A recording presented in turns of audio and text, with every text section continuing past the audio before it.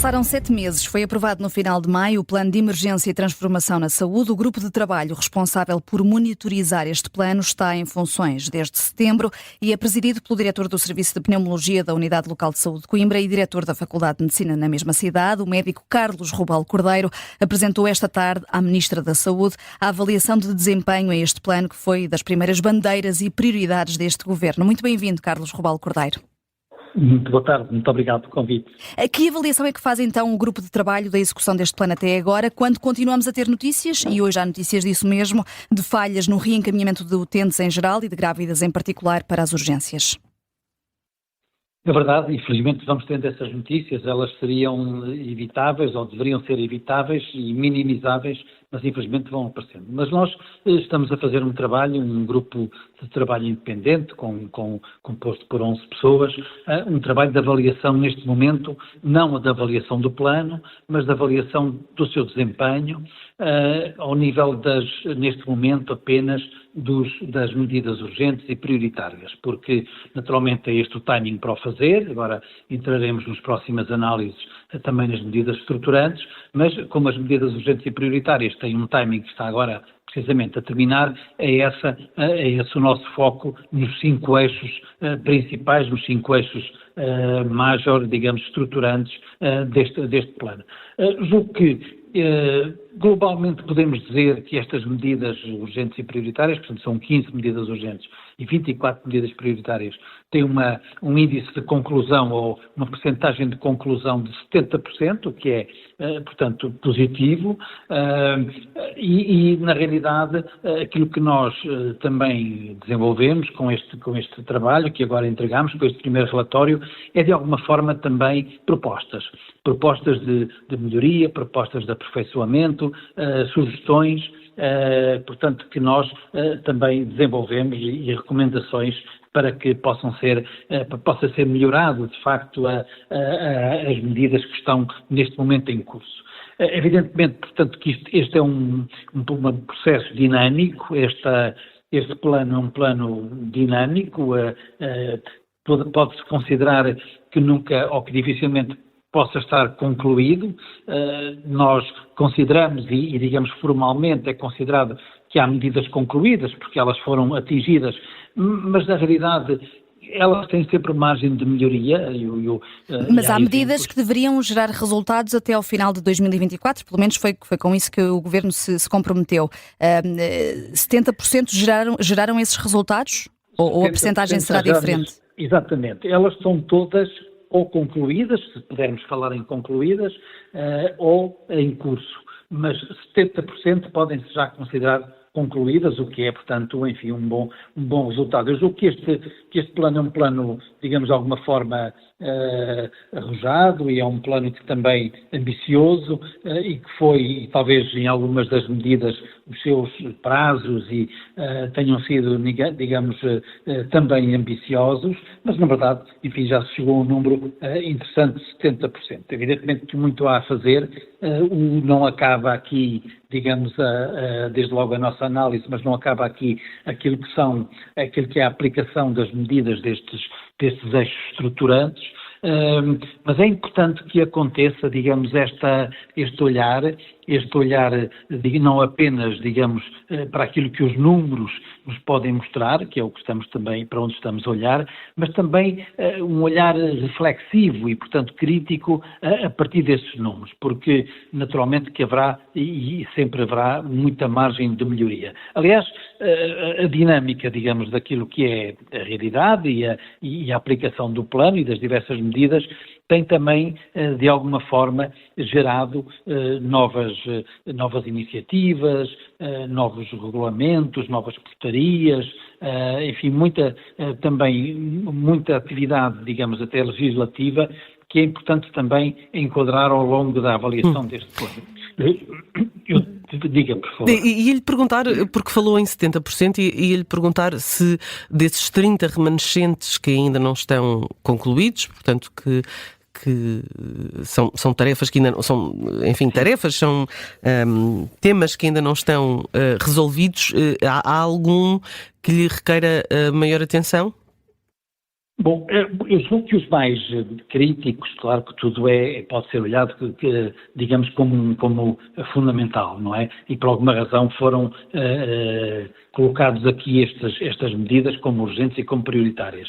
Mas julgo que aquilo que poderia estar em análise, digamos, mais de necessidade mais imediata, está em bom, se não já concluído, está em curso e em bom andamento. E, portanto, isso é algo que também é importante que se registre. Mas seria importante percebermos quais é que são desses 30% de medidas que não foram concluídas, quais é que estão ainda pendentes?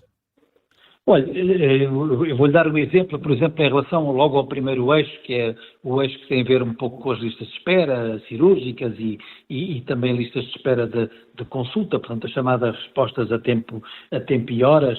Evidentemente que é fundamental reforçar mais ainda o acesso à consulta especializada. E isso tem a ver, como é evidente, também com dificuldades até de recursos humanos, dificuldades de cobertura de âmbito nacional, nas diversas áreas médicas e cirúrgicas, e, portanto, haverá sempre aqui margem de melhoria e esta medida, portanto, que era uma medida, não é urgente, mas é uma medida prioritária, como é evidente, tem que ser melhorada. Já houve 5% de aumento relativamente ao ano de 2023, a consultas de especialidade, mas, apesar de tudo, nós também conhecemos que há muita dificuldade em captação e atração, por exemplo, de médicos para o Serviço Nacional de Saúde, por várias razões, que têm a ver com as carreiras, têm a ver com a remuneração, têm a ver com as condições de trabalho, têm a ver com o modelo de contratos de trabalho, que é muito importante, e, portanto, muitas vezes é difícil, em algumas especialidades concretamente e em algumas áreas do país, ter, na realidade, atração, porque, enfim, o serviço privado, eventualmente mesmo também a saída do país, pode se tornar mais atrativa para muitos colegas que tomam esse passo. Portanto, este é um exemplo de uma medida que, naturalmente, tem que ser amplificada, como também nesta área o alargamento da hospitalização domiciliária. É evidente que esta é uma medida estruturante, não é uma medida para ser avaliada já neste nível em que estamos, neste momento em que estamos, mas estou-lhe a dar dois exemplos de medidas. Sim, e a Ministra, perante essa avaliação que foi apresentada e as recomendações que foram também apresentadas, o que é que lhe disse, Carlos Romão Cordeiro? Agradeceu, desde logo, enfim, e obviamente mantém toda a confiança, e nós também temos autonomia para fazer estas propostas que fizemos, e estas sugestões e estas recomendações, e, portanto, obviamente que conta, até porque entende que este é um grupo independente, e isso também é importante para este olhar, digamos, crítico e independente sobre o plano, obviamente que é importante também para a tutela, e nós estamos também a fazer, portanto, uma atividade, digamos, e uma tarefa que também naturalmente nos orgulha e que nos honra bastante. Evidentemente que, e há pouco estava-lhe a dizer, há outras medidas, e também tivemos a oportunidade de apresentar isso está, aliás, no plano. Devo dizer que no relatório, este relatório que apresentámos hoje, ele vai estar, a partir de hoje, público no portal. Há um portal, como sabe, do SNS, que é público, isso também é importante. Portanto, há aqui um aspecto que é importante. Há também um certo escrutínio, mesmo da comunicação social, do público, que é importante que aconteça. Não existe um detalhe nesse portal que obviamente não faria sentido, mas existe, apesar de tudo, aquilo que é o estado de cada medida. As medidas estão lá todas vertidas, e o estado, digamos, de conclusão ou de início ou de não, digamos, implementação de cada medida. E há medidas que têm que ser eventualmente repensadas, também foi uma das conclusões. Conclusões repensadas e revistas, não é? Deixe-me perguntar-lhe, entre essas medidas que diz que foram repensadas, há alguma que se recorda à cabeça que tenha que ser alterada depois de olhar para ela com mais cuidado? Sim, por exemplo, no eixo 3 tem a ver com as urgências, a requalificação dos espaços de urgências, enfim, com a separação da urgência de psiquiatria, da urgência geral, é uma medida que de facto era impossível de ser implementada no curto prazo a um nível nacional, não é? E portanto ela está, obviamente, não incluída, em curso, e é uma medida que deve ser repensada. Bem como a separação das especialidades de ginecologia e obstetrícia deve ser repensada, eventualmente, porque isto tem a ver muito, enfim, ou pode levantar muitas dificuldades em relação a diversas regiões geográficas. Pode não ser difícil numas áreas, numas regiões do país, noutras pode ser completamente impossível. Mas, enfim,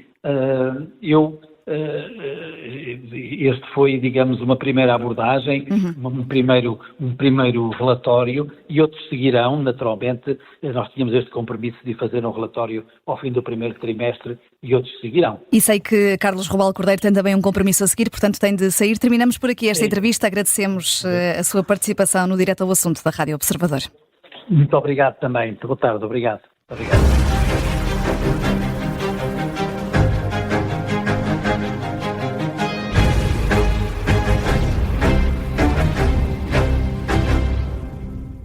Se gostar deste podcast, pode seguir, dar 5 estrelas e comentar o episódio na Apple Podcasts ou no Spotify. Pode também subscrever e gostar no YouTube. Assim recebe uma notificação sempre que houver um novo episódio.